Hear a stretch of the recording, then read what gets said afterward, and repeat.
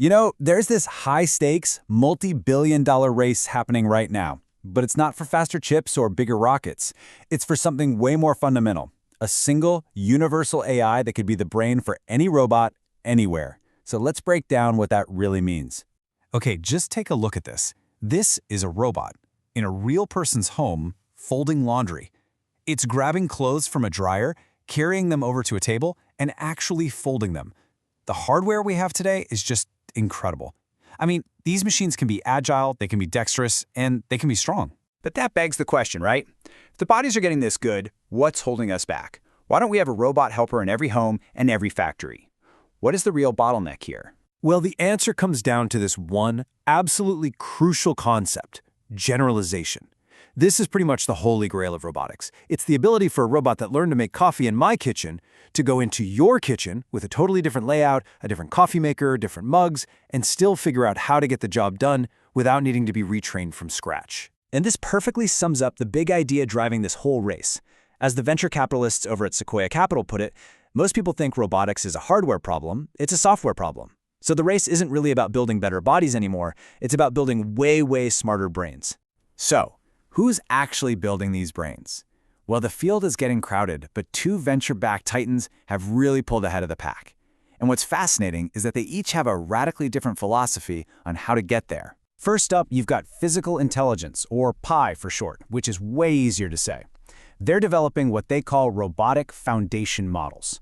The idea is to create one powerful AI that can then be adapted to control a whole bunch of different robot bodies. Everything from these mobile robots on the left to the classic industrial arms you see on the right. And then, in the other corner, you have Skild AI. This company was founded by two absolute legends from Carnegie Mellon's Robotics Institute, Deepak Pathak and Abhinav Gupta. And their vision? It's even more ambitious. They want to build the one brain to rule them all, a single general-purpose AI that you could just drop into any robot and it could figure out new challenges without any specific training. So you've got two titans, one massive goal. The real question is, how do you actually teach a robot to think? How do you teach it to generalize? Well, turns out they are following two completely different recipes. And when you put their approaches side by side, you really start to see just how different their core philosophies are.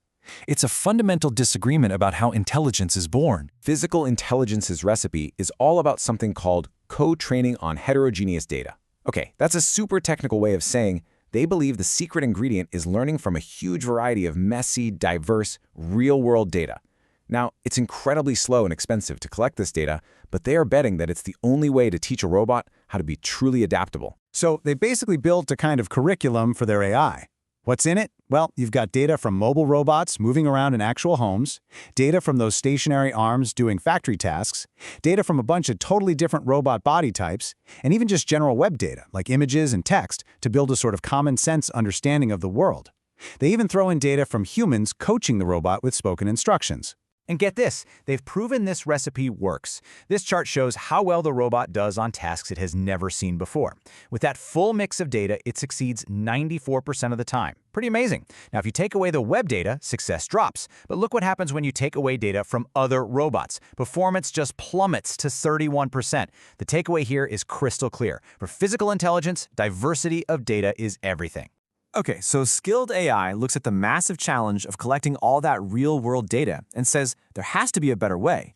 Their recipe is built on massive-scale simulated data. So instead of sending robots out into the world, they're building this enormous virtual world to generate data on a computer.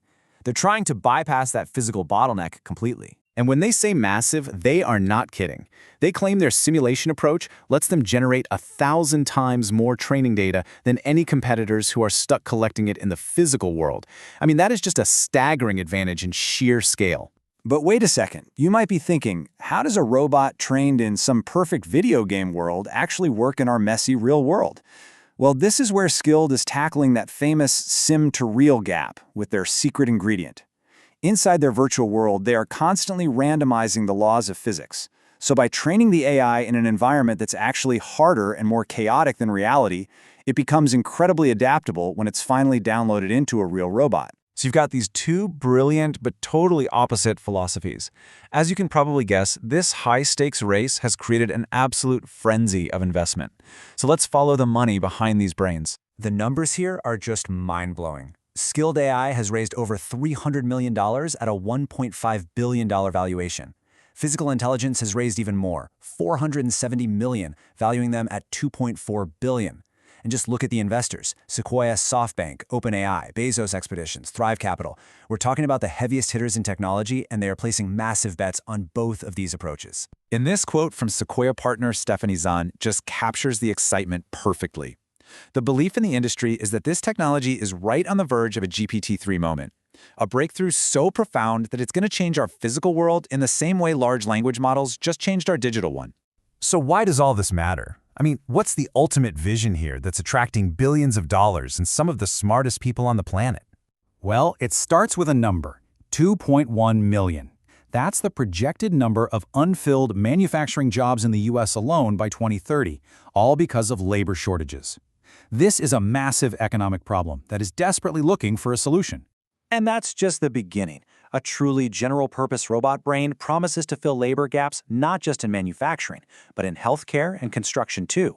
It could automate dangerous jobs, help assist the elderly in their homes, and, maybe most importantly of all, drastically lower the cost of automation, making it accessible for small and medium-sized businesses, not just giant corporations. Which brings us right back to the central debate at the heart of this whole race.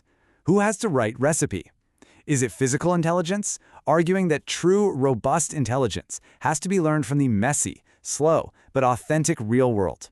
Or is it Skild AI, who's betting that the sim-to-real gap can be closed and that true generalization can only be achieved at a scale that's otherwise impossible? At the end of the day, this is what's at stake: a future where robots aren't just single-task machines locked away in a factory, but are truly adaptive helpers that can learn, generalize, and work right alongside us in our daily lives.